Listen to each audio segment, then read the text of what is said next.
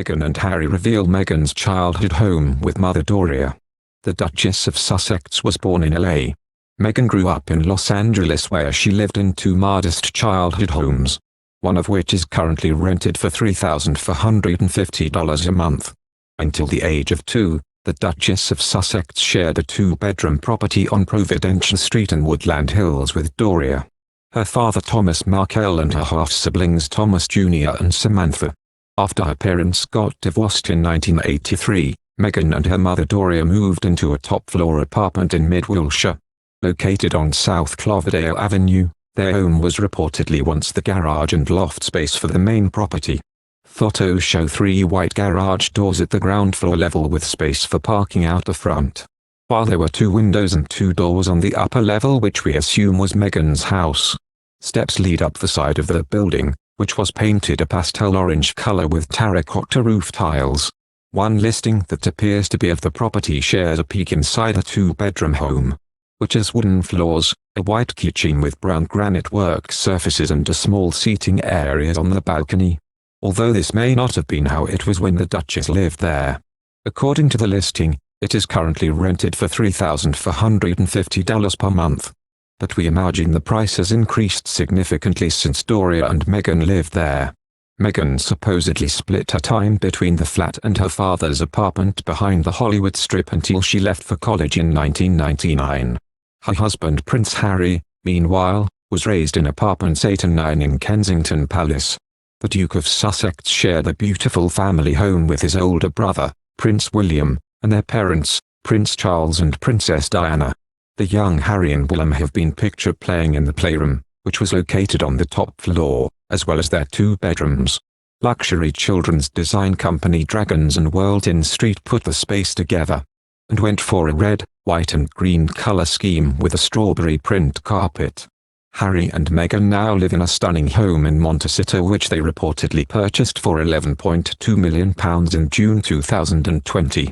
They share it with their little boy Archie and are expecting a baby girl this year.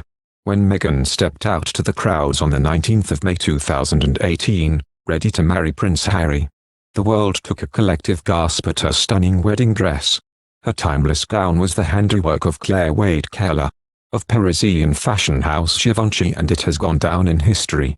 The rumor mill went into overdrive in the weeks leading up to the wedding, with couture house Rafe and Russo hotly tipped to have won the much-coveted gig. And designers including Alexander McQueen, Stella McCartney and Victoria Beckham also touted as possible contenders. But when the royal bride finally stood on the steps of St. George's Chapel in Windsor, her stunning gown by Givenchy was revealed. She was later filmed reuniting with her dress in the ITV documentary Queen of the World, revealing that it had been a total surprise to her groom. Touching the beautiful veil, she said, "It was important for me, especially now being part of the royal family, to have all 53 of the Commonwealth countries incorporated. And I knew it would be a fun surprise for my now husband. He didn't know. He was really over the moon to find that I would make this choice for our day together. And I think the other members of the family had a similar reaction."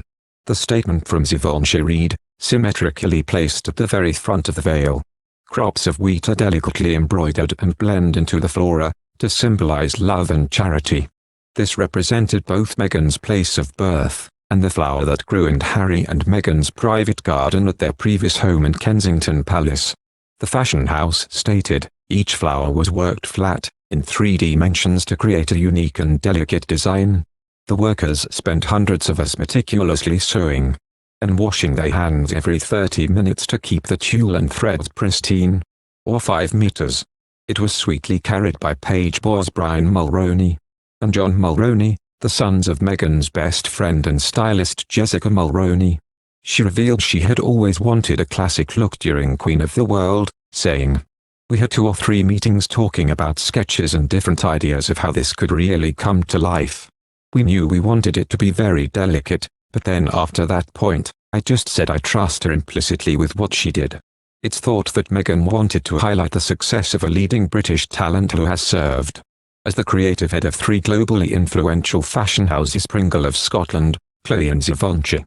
Claire said of their relationship, "It has been an immensely rewarding experience to get to know Meghan on a personal level, one I will forever carry with me.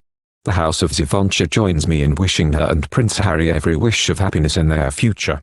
And she paid for it herself, just like the Duchess of Cambridge did in 2011. That's right, Meghan didn't know exactly what her gown looked like until her royal wedding day. I didn't see it really until the morning of, so this is my first time seeing the veil like this, she said, while viewing her dress in its exhibition display at Windsor Castle. Thank you for watching. If you like our video, would you please help us like, share and subscribe our channel. Wish you happy to see our videos. Thank you very much.